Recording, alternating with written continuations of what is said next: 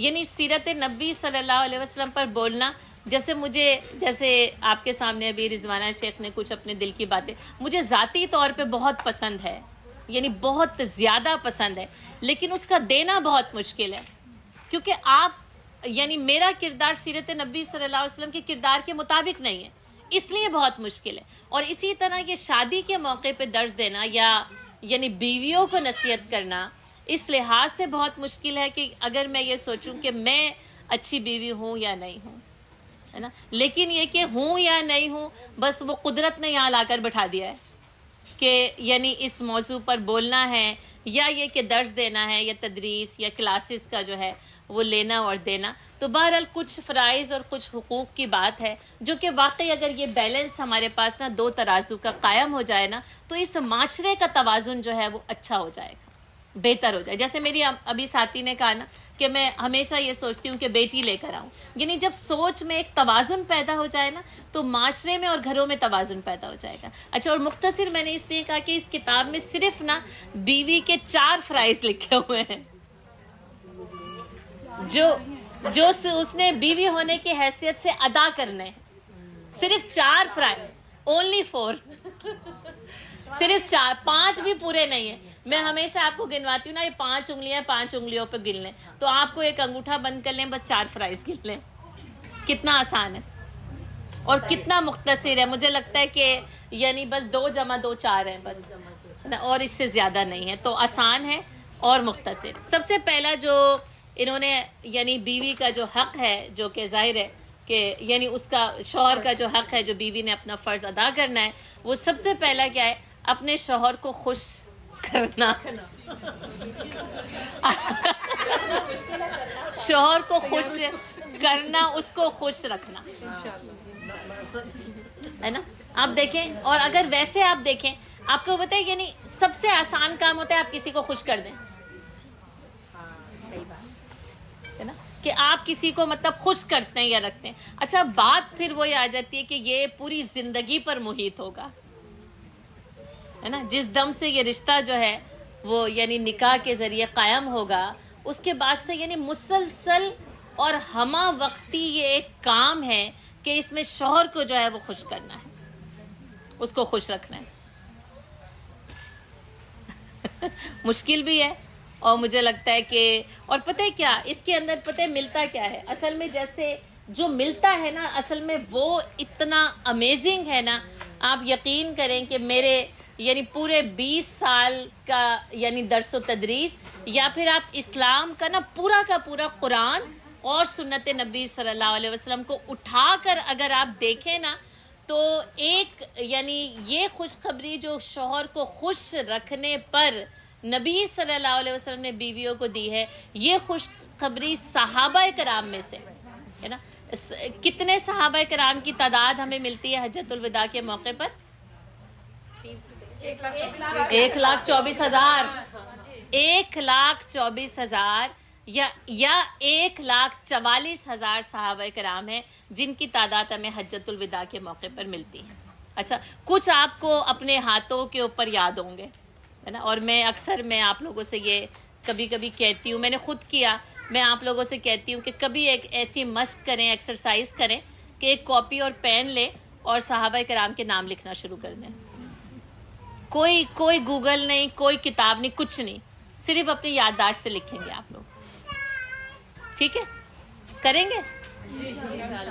ٹھیک ہے، جب بھی کر لیں، اس میں کوئی ٹیسٹ نہیں ہے، کوئی نمبر کچھ بھی نہیں ہے، صرف نا آپ اپنے آپ کو جج کرنے کے لیے نا کہ آپ کو صحابہ کرام کے کتنے نام زبانی یاد ہیں، اور 1 2 کر کے لکھیں، اور اس پہ آپ رکیں اور آپ دیکھیں آپ کون سے نمبر پہ رکے ہیں، کون سے نمبر پہ رکے ہیں، ٹھیک ہے؟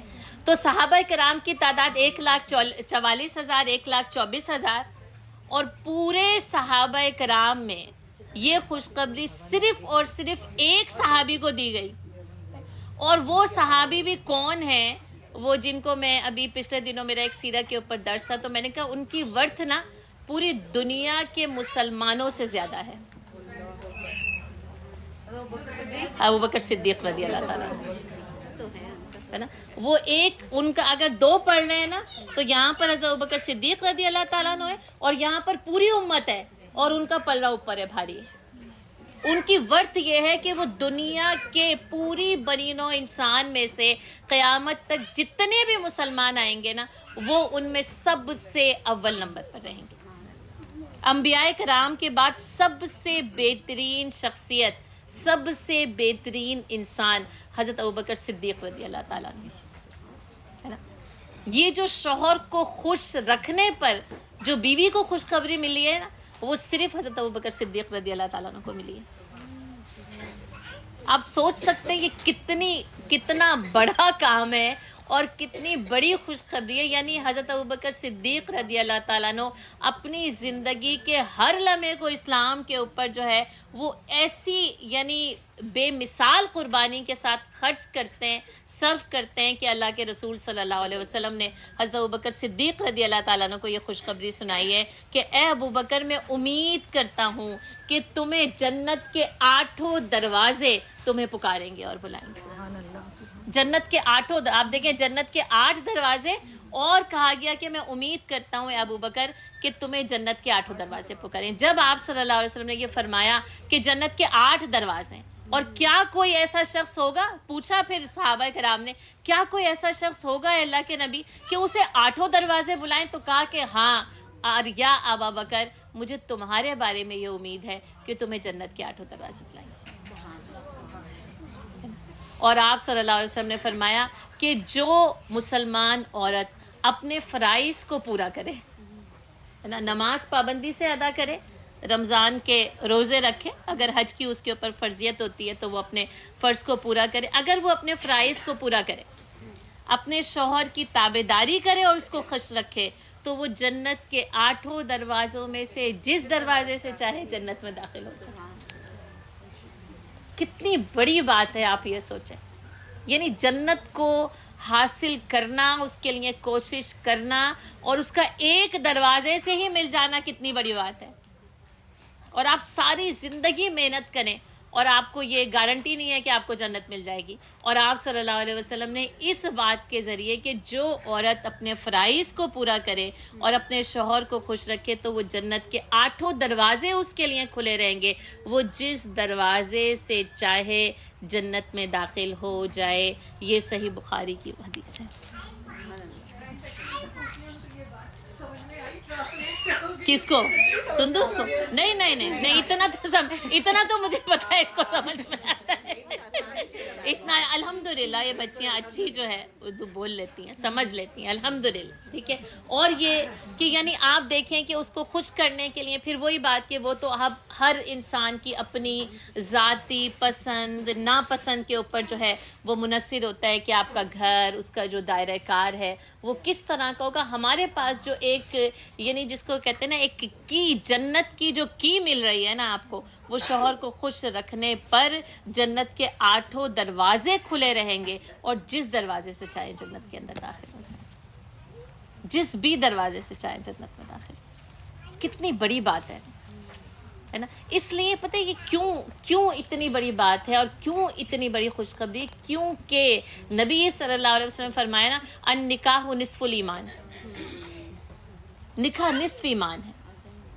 اس کے ذریعے انسان کا آدھا ایمان مکمل ہو جاتا ہے. اور آپ صلی اللہ علیہ وسلم نے فرمایا پھر اسے آدھے ایمان کے بارے میں اللہ سے ڈرتے رہنا چاہیے اور اللہ سے ڈر کے عمل کرنا چاہیے.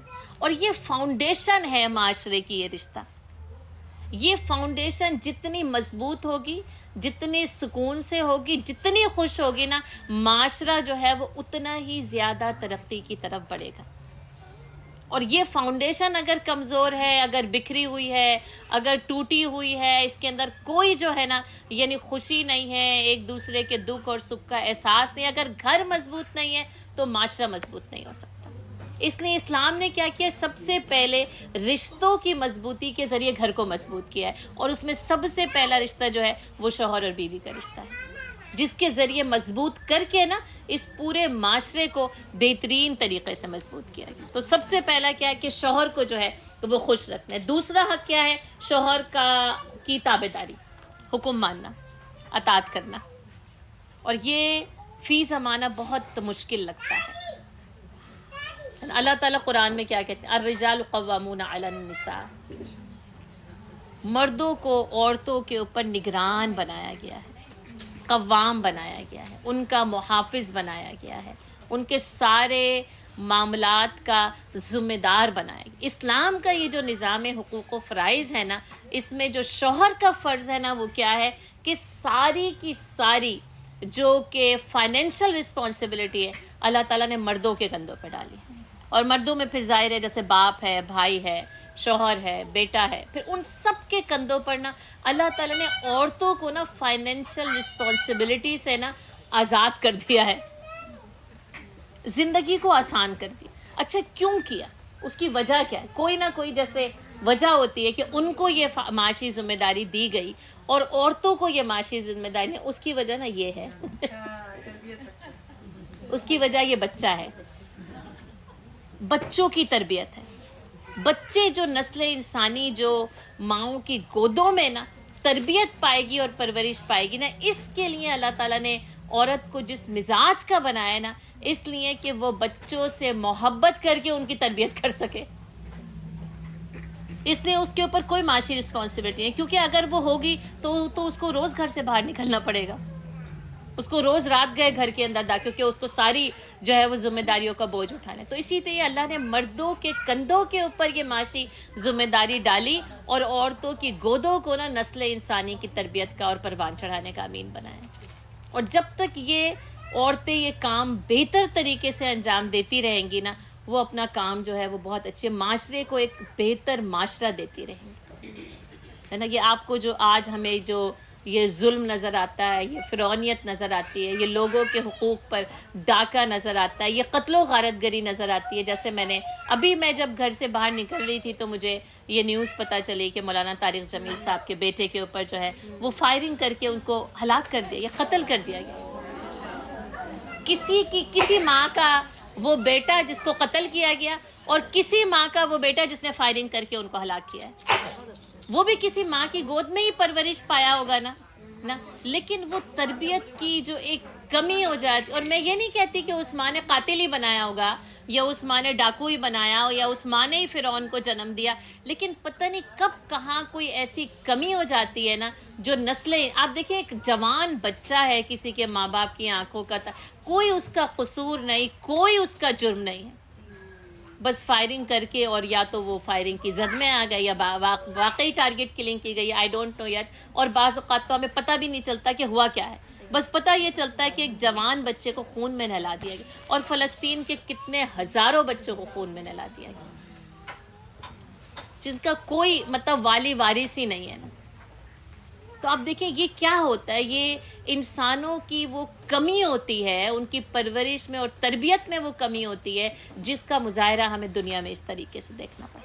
اگر مائیں بچوں کو ایک اچھا انسان، ایک اچھا مسلمان بنائیں گی نا، تو پھر معاشرے میں ہمیں یہ جو بدعنوانیاں اور بد انصافیاں، بے انصافیاں ہیں نا، یہ کم سے کم نظر آئیں گی۔ کم از کم مسلمان بچہ تو ایسا نہیں کرے گا، کم از کم مسلمان کو پتا ہوگا کہ یہ میرا بچہ یعنی سب کچھ کر سکتے، کسی کو گولی مار کے ہلاک نہیں کر سکتا، بغیر کسی وجہ کے تو بالکل نہیں کر سکتا۔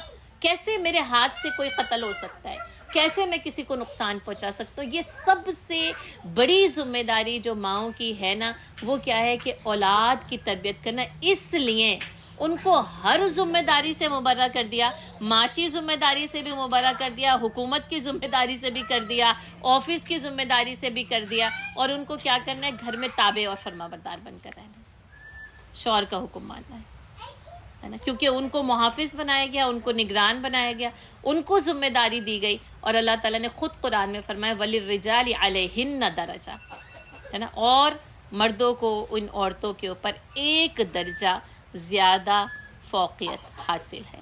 الرجال قوامون علی النساء، ہے نا، عورتیں جو ہے نا مردوں کی نگرانی میں تربیت اور پرورش پائیں گی، اور ان کی ذمہ داریوں کا کفیل مرد بنے گا، اور وہ نسل انسانی کی تربیت اور پرورش کا کام انجام دیں گی۔ وجہ یہ ہے اس کے اندر کہ شوہر کی تابعداری اور اطاعت کرنا، تو یعنی بعض اوقات پھر وہی جو قرآن نے کہا نا، عورت کا جو نشوز ہے، جب وہ سر اٹھاتی ہے تو وہ کہتی ہے کہ مجھے کسی کا کہنا نہیں ماننا، مجھے کسی کی اطاعت نہیں کرنی، مجھے کسی کی فرما برداری نہیں کرنی، اور جو اسلام کی روح سے بغاوت ہے نا. اور پتہ ہے کس چیز سے بغاوت ہے؟ فطرت سے بغاوت ہے نا. کیونکہ اللہ تعالیٰ نے فطرت میں نا یعنی یہ چیز جو ہے وہ رکھ دی ہے. اور اگر ہم بہت ساری ریسرچز دیکھیں، نفسیات دیکھیں، آپ دیکھیں عورت یعنی وہ صنف نازک کہلاتی ہے، کمزور ہے، اس کو کسی کی مدد کی، کسی کی سرپرستی کی، کسی کی سربراہی کی اسے ہر وقت جو ہے وہ ضرورت رہتی ہے. اور ہم یعنی مسلمان عورتیں بھی نا اگر ہم اس فتنے سے متاثر ہو جائیں نا، جس کو آپ کو پتہ ہی ہے کہ یعنی عورتوں کو ایک مطلق آزادی چاہیے یا بیجا آزادی چاہیے یا مادر پدر آزادی چاہیے، وہ کہتی ہیں ہم جیسے جو جی چاہے نا وہ ہم اپنی مرضی سے کر سکتے ہیں، تو آپ دائرہ اسلام سے باہر نکل جاتے ہیں. آپ اسلام کے دائرے کے اندر نہیں رہتے، یہ یاد رکھیے گا. اسلام کا جو قلادہ ہے نا یہ اطاعت کا ہے نا، اطیعوا اللہ و اطیعوا الرسول، اللہ اور اس کے رسول کی اطاعت، اور اس کے اندر جو ہے نا وہ شوہر کی اطاعت کرنا ہے. اور یہ کہ الرجال، پھر یہ کہ وہ باپ ہوں، بھائی ہوں، بیٹے ہوں، ان کی اطاعت کے، ان کی ذمہ داری کے دائرہ کار میں رہنا نا، یہ مسلمان عورت کا وہ حسن ہے. وہ اللہ تعالیٰ نے اس کو ایک ایسا حق دیا ہے کہ وہ پھر جو بھی یعنی اس کے خاندان کا وہ مرد ہوگا نا وہ اس کی ضروریات کا اور اس کی حفاظت کا کفیل بنے گا. یہ اللہ تعالیٰ نے مردوں کو یہ ذمہ داری دی ہے، اور ہم عورتوں کو اوپر یہ فرض ہے کہ ہم اس ذمہ داری کے اندر رہ کرنا اپنی یعنی دنیا اور آخرت کو سنوارنے کا جو ہے وہ کام کریں. جبھی یہ معاشرے کا پھر وہی بیلنس ہے نا، جبھی برقرار رہ سکتا ہے جب ہمیں اس فرض کا اور اس حق کا پتہ ہو کہ ہمیں یعنی شوہر کو کیا حق دینا ہے اور اپنے کس فرض کو جو ہے وہ ادا کرنا ہے. تیسرا جو فرض ہے نا وہ جو یعنی کہ حق ہے وہ کیا ہے کہ شوہر کے مال کی حفاظت کرنا. دیکھ میں کہا نا کتنا آپ دیکھیں خوش رکھنا، ٹھیک ہے، اطاعت کرنا یعنی تابع رہنا، اس کے الرجال قوامون علی النساء ہے، اور شوہر کے مال کی حفاظت کرنا. پہلے ہی میں نے آپ کو بتا دیا کہ معاشی ذمہ داری مرد کے کندھوں کے اوپر ہے. اب یہ کہ وہ کماتے ہیں، اچھا اب وہ ظاہر ہے کہ حلال کمائیں، لیکن ایک بات اور بتاؤں، اگر وہ حرام کماتے بھی ہیں نا تو عورت گناہ گار نہیں ہوتی. یہ میں آپ کو اتنی اچھی یہ بات ہے نا آپ سوچ نہیں سکتے. اب اس کا مطلب یہ نہیں ہے کہ آپ کے یعنی ہم کہیں کہ سارے مرد حرام کمائیں، بیوی سکون چین سے بیٹھے، میرا کوئی فرض نہیں، یہ وجہ نہیں ہے. صرف ایک بات یہ بتا رہی ہوں کہ یہ جو سسٹم ہے نا وہ سسٹم اللہ تعالیٰ نے کیسے ڈیولپ کیا، جو کمائے گا وہی ذمہ دار ہے میں کیسے کما رہا ہوں، ٹھیک ہے نا. وہ کمائی کا ذمہ دار ہے، وہ حلال طریقے سے محنت کر کے جو ہے وہ اپنی کمائی کو کما کر لے. اب عورت جس کے پاس وہ کمائی آئے گی نا اس نے اس مال کو خرچ کیسے کرنا ہے اور اس کی حفاظت کیسے کرنی ہے اس کے بارے میں سوال کیا جائے گا. شوہر کے مال کی حفاظت کرنا. اب آپ سوچ لیں کہ ہمارے پاس جب وہ مال آتا ہے تو ہم اس کو کیسے خرچ کرتے ہیں اور کیسے اس کو ضائع کرتے ہیں، یا کیسے اس میں اسراف ہے، یا کیسے اس میں تبذیر ہے، یا کیسے ہم نے اس کو استعمال کرنا.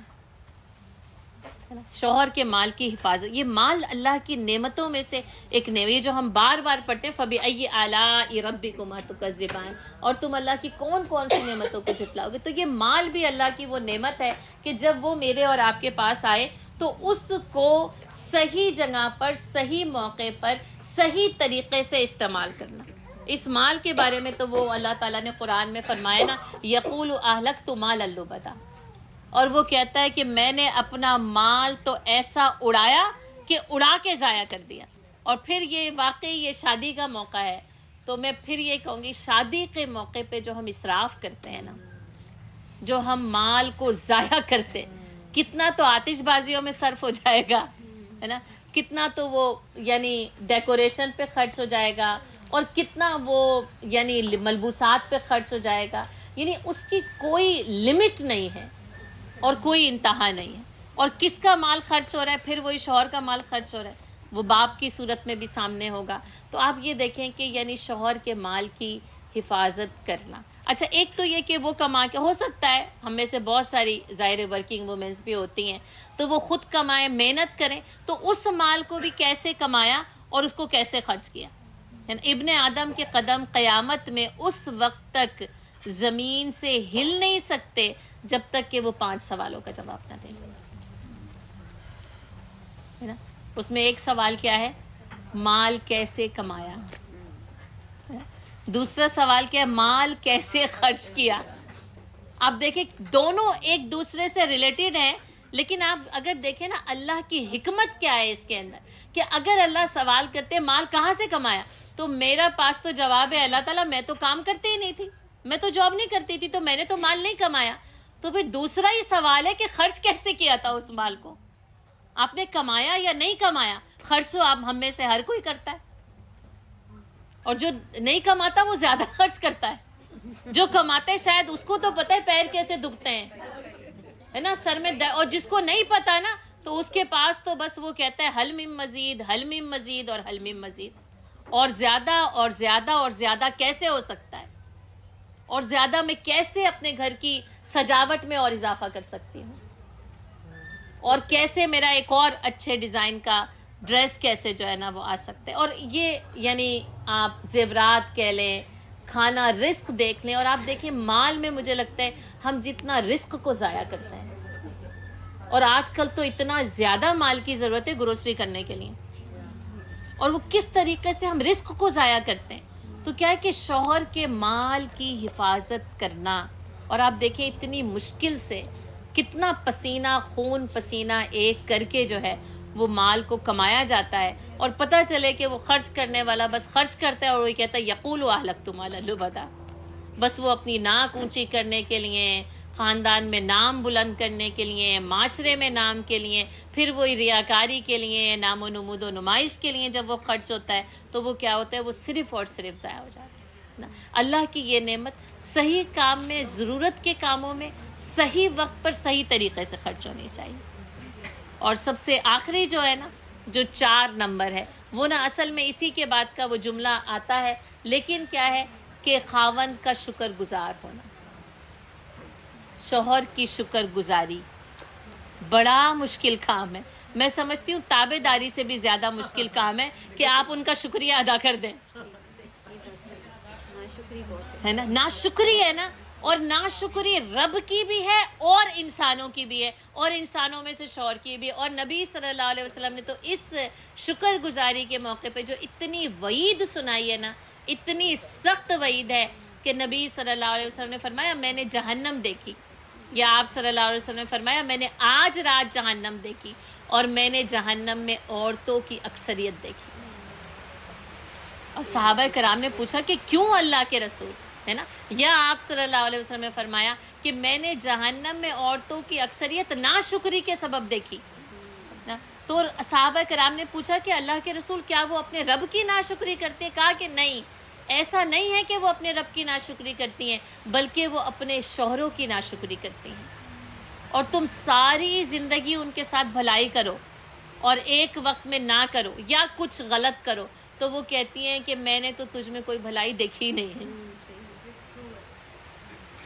میں کہتی ہوں آج کے دن بھی نا آپ صلی اللہ علیہ وسلم کا ارشاد اتنا سچا ہے نا، صادق و مصدوق، کہ ہماری زبانوں سے بھی یہ جملے ادا ہوتے ہیں اور ہم اپنے کانوں سے بھی سنیں تم نے ہمارے لیے کیا ہی کیا ہے، تم نے کیا ہی کیا ہے، تم تو ہمیشہ ہی ایسا کرتے ہو، میں تو تمہیں کوئی بھلائی دیکھی ہی نہیں ہے. یہ فرمایا ہے آپ صلی اللہ علیہ وسلم. اس لیے آپ صلی اللہ علیہ وسلم نے فرمایا کہ یا معاشر النساء تم بہت زیادہ صدقہ کیا کرو، کیونکہ میں نے جہنم میں عورتوں کی تعداد سب سے زیادہ دیکھی. اور آپ دیکھیں عورتیں صدقہ بھی سب سے کم کرتی ہیں. اس میں آپ کیا کرتے ہیں، میرے شوہر میری زکوٰۃ ادا کر دیتے ہیں، ہے نا. صدقہ تو کیا ہے کہ وہ شوہروں کے لیے رکھا ہوا ہے، جبکہ آپ صلی اللہ علیہ وسلم نے کیا فرمایا کہ یا معاشر النساء تم بہت زیادہ کثرت کے ساتھ صدقہ کیا کرو، اس لیے کہ میں نے جہنم میں تمہاری اکثریت دیکھی. اور اس کی وجہ کیا ہے؟ شوہر کی ناشکری ہے. اور آپ دیکھیں آپ صلی اللہ علیہ وسلم فرمایا کہ جو شخص انسانوں کا شکریہ ادا نہیں کرتا وہ اپنے رب کا شکریہ نہیں ادا کر سکتا. یہ جو ہمیں اپنے رب کا شکر گزار بننا ہے، یہ جو ہم کہتے ہیں کہ فَبِأَيِّ آلَاءِ رَبِّكُمَا تُكَذِّبَانِ، اور ہم پھر اس بات کا اقرار کرتے ہیں کہ اللہ ہم تیری کسی نعمت کو نہیں جھٹلاتے، تو رب کا شکر گزار ہونے کا طریقہ آپ صلی اللہ علیہ وسلم نے کیا فرمایا کہ انسانوں کی شکر گزاری کو اختیار کیا جائے. اور پھر اس میں خاص طور پر سب سے زیادہ شکر گزاری کا مستحق نا شوہر ہے، کیونکہ وجہ وہی ذمہ داری اس کے اوپر جو دی گئی ہے نا، اور وہ جو اس ذمہ داری کو پوری طور سے ادا کرتا ہے تو پھر یہ کہ اس کی شکر گزاری. جب تک کہا کہ آپ صلی اللہ علیہ وسلم نے ایک موقع پر فرمایا کہ اگر جو ہے یعنی شوہر کی ناراضگی ہے، اس عورت کی نماز اس کے سر سے اوپر نہیں جاتی، قبولیت کو نہیں جاتی. یعنی آپ دیکھیں کہ آپ نوافل پڑھتے جائیں، آپ کو پتہ ہے نوافل تو عورتوں کو پڑھنے کی اور کرنے کی اجازت نہیں ہے جب تک کہ شوہر سے اجازت نہ لے لیں. فرائض میں اجازت کی ضرورت نہیں ہے، فرائض میں اجازت کی ضرورت نہیں کیونکہ وہ فرض کر دیا گیا. لیکن یہ جو نوافل نمازیں، جو نفل روزے یا کچھ بھی اور کچھ نفلی ادا کرنے، آپ کو زکوٰۃ ادا کرنے میں شوہر کی اجازت کی ضرورت نہیں ہے، لیکن جو نفلی جو ہے آپ نے نیکی کرنی ہے نا، اس کے لیے باقاعدہ طور پر شوہر کی اجازت کی ضرورت ہے کہ اس سے اجازت لے کر وہ کیا جائے. اور آپ صلی اللہ علیہ وسلم فرما رہے ہیں کہ عورت کی یعنی اس عورت کی نماز جس سے اس کا شوہر راضی نہیں ہے نا، تو اس کے سر سے اوپر نہیں جاتی کہ اللہ تعالیٰ تک حق قبولیت تک جو ہے وہ پہنچ جائے. تو ہمارے اعمال، ہماری زندگیاں، ہمارا معاشرہ سنور جائے نا، سدھر جائے. یہ ضروری ہے اس بات پر کہ ہم عورتوں کو، ہم بیویوں کو یہ پتہ ہو کہ شوہر کا جو ہے وہ اولین حق کیا ہے اور اس کو کیسے. اب دیکھیں مجھے لگتا ہے اس 4 میں 4000 حقوق آ جاتے ہیں، یا سارے کے سارے ہی سمٹ کر آ جاتے ہیں، سارے کے سارے ہی سمٹ کر آ جاتے ہیں. اور مشہور آپ کو پتہ ہے کہ حدیث ہے جو کہ کہا کہ اے اللہ کے رسول جو ہے وہ ہم نے دیکھا کہ کنیسوں میں کہ وہ حضرت عیسیٰ علیہ السلام کو، حضرت مریم علیہ السلام کو سجدہ کرتے ہیں، ان کے مجسموں کو باقاعدہ طور پر جھک کر. تو کیا یہ اچھا نہیں ہو کہ ہم آپ کو بھی سجدہ کرنے لگے؟ تو آپ صلی اللہ علیہ وسلم نے فرمایا کہ نہیں، ہے نا، اسلام میں اللہ کے سوا کسی اور کو سجدے کی اجازت نہیں ہے. اور اگر میں کسی کو سجدے کی اجازت دیتا تو وہ بیوی کو اجازت دیتا کہ وہ اپنے شوہر کے آگے سجدہ کرے. اجازت نہیں ہے، یاد رکھیے گا، ٹھیک ہے. لیکن یہ اہمیت بتائی جا رہی ہے، اور اس سجدے سے مراد نہ یعنی جھکنا ہے، وہ عبادت کا سجدہ کرنا نہیں، وہ بھی جو ہے وہ یعنی تعظیماً جھکنے کی اجازت مانگ رہے تھے. صحابہ کرام کو بھی پتا تھا کہ اللہ کے سوا کسی اور کو سجدہ نہیں کیا جائے گا، لیکن وہ جو احتراماً اور تعظیماً جھکتے تھے تو کہا اللہ کے رسول ہم آپ جیسے کھڑے ہونا چاہا تو آپ صلی اللہ علیہ وسلم نے منع کر دیا کہ نہیں، مجھے یہ پسند نہیں ہے کہ تم میرے لیے احتراماً کھڑے ہو. تو اسی طرح اس سجدہ کرنے کو بھی آپ صلی اللہ علیہ وسلم نے منع فرمایا اور کہا اگر میں کسی کو اجازت دیتا تو بیوی کو اجازت دیتا کہ وہ شوہر کو سجدہ کرے. اتنی تعظیم، اتنا احترام جو ہے وہ آپ صلی اللہ علیہ وسلم کی اس حدیث سے جھلکتا ہے کہ اگر میں کسی کو اجازت دیتا تو بیوی کو اجازت دیتا کہ وہ شوہر کو سجدہ کرے. تو اللہ کرے کہ مجھے اور آپ کو نا یہ حقوق ہمیں پتہ ہوں، تو اللہ تعالیٰ جو ہے وہ میرے اور آپ کے لیے ہماری زندگی کو، ہمارے معاشرے کو، یہ انسٹیٹیوٹ جو شادی ہے نا، جو گھر ہے، یہ جتنا زیادہ مضبوط ہوگا نا، معاشرہ اتنا زیادہ مضبوط اور ترقی کا شکار ہوگا انشاءاللہ. اس میں بہت سارے حقوق و فرائض ہیں. پھر کسی اور کے بیٹے کی شادی کا درس ہوگا نا تو پھر میں جو ہے نا وہ شوہروں کے فرائض بتاؤں گی، ٹھیک ہے. آپ بالکل اداس نہیں ہونا، ہے نا. اور وہ نا آپ میں بتاؤں وہ نا بہت زیادہ ہے، وہ نا صرف 4 نہیں ہے. میں آپ کو یہ بتاتی ہوں کہ وہ کتنے، تاکہ نا آپ تیار ہو کے آئیں کہ لمبا درس ہوگا. وہ 9 ہیں. اور بس، اور وہ نا اس کتاب کی روح سے بتا رہی ہوں صرف. ویسے مختلف اسکالرز اس کو مختلف طریقے سے ڈسکرائب کرتے ہیں نا، لیکن ایک چیز ہوتی ہے جو آپ نے خود پڑھ کے سمجھنی ہوتی ہے، یا میں نے جیسے آج چاہا کہ میں اس کتاب کی مدد سے آپ کو درس دوں، تو وہ 9 ہیں اس کتاب کی روح سے. تو انشاءاللہ ہاں اب تم لوگوں نے مجھ سے یہی کام کروانا رہ گیا ہے اور مجھے لگتا ہے کہ تم لوگ کروا کے چھوڑو گے. ابھی پچھلے ویک ایک ایسا آدھا کروا لیا ہے کسی نے، تو مجھے لگتا ہے کہ پتہ نہیں اگر قدرت نے کروانا چاہا تو میں راضی ہوں، میں کر دوں گی پھر. ٹھیک ہے. تو بس اللہ تعالیٰ مجھے اور آپ کو بس عقل دے، سمجھ، اور واقعی مجھے اور آپ کو ایسی بیوی بنائے جو اپنے فرائض کو بھرپور طریقے سے جو ہے وہ ادا کرتی ہے. ٹھیک ہے. تو چلیں انشاءاللہ ہم دعا کر لیتے ہیں.